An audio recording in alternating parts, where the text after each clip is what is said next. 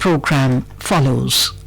This is All India Radio. You will now hear comments from the press. The Times of India in its editorial titled Unite Against Terror writes, the antecedents of Usman Khan, who stabbed 2 people to death and injured 3 others at the iconic London Bridge, cast a harsh and unforgiving spotlight on the global Islamist radicalization project of which Pakistan is an epicenter. His plans to bomb local pubs and set up a terror camp in Pakistan-occupied Kashmir, to stage attacks with like-minded individuals on prominent locations back in the UK, including Mumbai-style attacks on UK Parliament, should worry the West. The British Labour Party, which barked up the wrong tree by calling for self-determination in Kashmir, currently racked by an Islamist insurgency and then wizened up with elections in sight, may want to pay heed. Western left liberal portrayals of Indian actions in Kashmir as primarily responsible for the insurgency and terror attacks in India failed to square up with the immigrant backgrounds that Usman Khan and fellow convict Nazam Hussain hail from. The incident is a wake-up call on the need to counter online radicalization with its global reach and local networks that feeds off a cocktail of perceived injustices and highly selective interpretations of Islam. The democratic world needs to stand together to end armed conflicts, reassert the rule of law and peaceably integrate minority populations. Such strategies also demand vociferously isolating China on its Xinjiang model of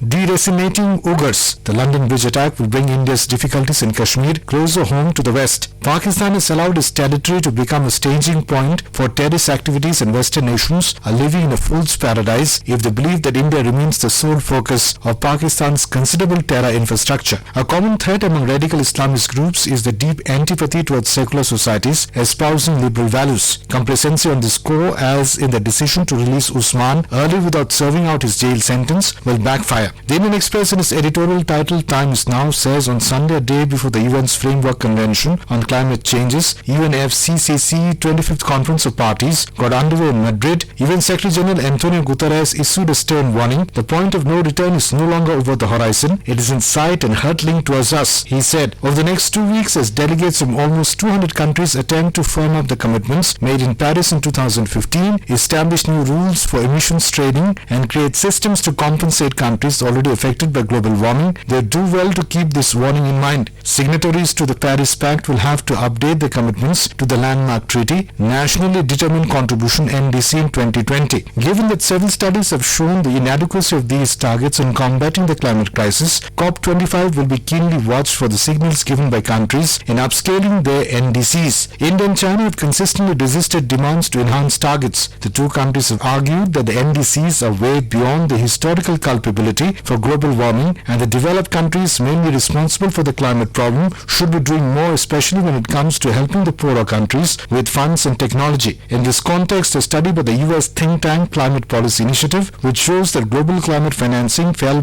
by about 11% in 2018 compared to 2017, should be sobering to the delegates assembled at Madrid. Carbon markets could be another thorny issue at COP25. The Paris Pact's predecessor, the Kyoto Protocol, allowed countries or industries to earn carbon credits for emission reductions they made in excess of what was required of them. India, China and Brazil have accumulated huge amounts of carbon credits and want them to be incorporated in the Paris Pact's market-related clause, Article 6. But developed countries have been resisting such claims on the grounds that the Kyoto Protocol's weak verification procedures allow dubious projects to obtain carbon credits. At the last COP, when the rollback of the Paris Pact was drawn up, Article 6 was one of the unresolved issues. Resolution of the impasse will hold the key to the success of COP25. The Economic Times, in its editorial titled Bye Bye at the Festive Seasons Now Are Seen, writes, echoing the lament that getting and spending will lay waste a past that might well have been occasioned by what has come to be called sticker shock, a reaction caused by the price tag of what one has purchased. The Vatican has cautioned against what it sees as a con and consumerism. The papal caveat emptor follows in the wake of French authorities reportedly mooting a ban on the so-called Black Friday, a buying bonanza that comes the day after the American festival of Thanksgiving, and that in many parts of the world, including India, has become a red-letter day on the calendar of what is known as a retail therapy. However, such an exercise can become less than therapeutic when promotional sales spirals offering deep discounts turn shopping malls into free-for-all malls. As a counterbalance to such concerns, a revival of consumer demand is widely seen to be necessary to prevent a recessionary eke returning to a global economy already beset by turbulent headwinds. In such a scenario, to avoid a future tense, we should make the most of a festive present perfect, suitably gift-wrapped. Those were the comments from the press presented to you by the News Services Division of All India Radio.